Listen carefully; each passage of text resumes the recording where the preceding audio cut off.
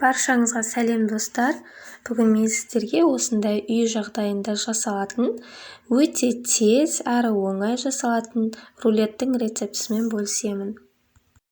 Видеоны соңына дейін қарап, егер менің каналыма тіркелмеген болсаңыздар, каналыма тіркеліп кетіңіздер. Міндетті түрде осы рецептпен жасап көріңіздер, сіздерге де ұнайды деген ойдамын.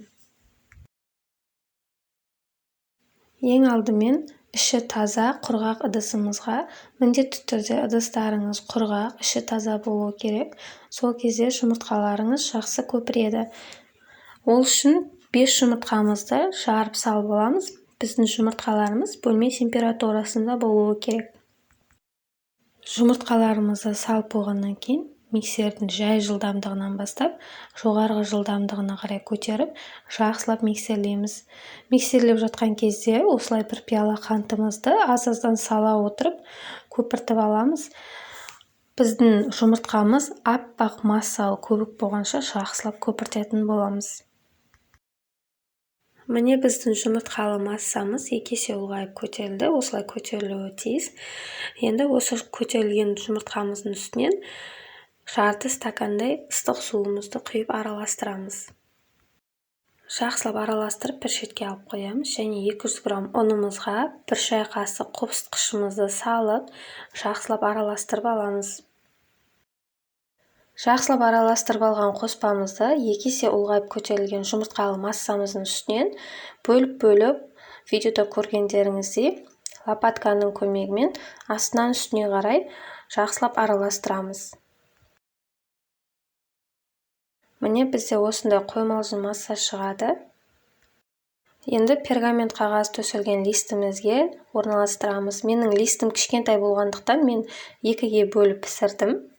Егер сіздерде үлкен болса, барлығын бірден салып пісірсеңіздер болады. Жақсылап бір тегістеп орналастырып аламыз және қызып тұрған пешімізде 180 градуста 20 минут пісіріп аламыз. Міне пісіп шықты. Енді осы пісіп шыққан рулетімізді екінші пергамент қағазына аударып, бірден ораймыз ыстық күйінде. Біздің рулетіміз кішкене салқындағанша біз оның ішіне жағатын салмасын дайындаймыз. Салмасын өз қалауларыңызша дайындасаңыздар болады. Мен вареный сгущенкамен сары майды араластырып, ішіне жағатын боламын.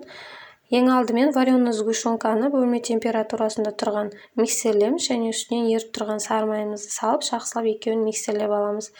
Суыған рулетімізді ашып, үстінен жаңағы дайындаған салмамызды бір тегістеп жағып шығамыз.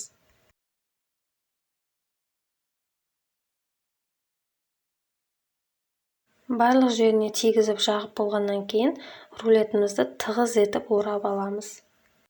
Міне рулетіміз дайын. Дайын болған рулеттерді жарты сағатқа холодильникке салып алыңыздар. Мен бірден кесіп жатырмын.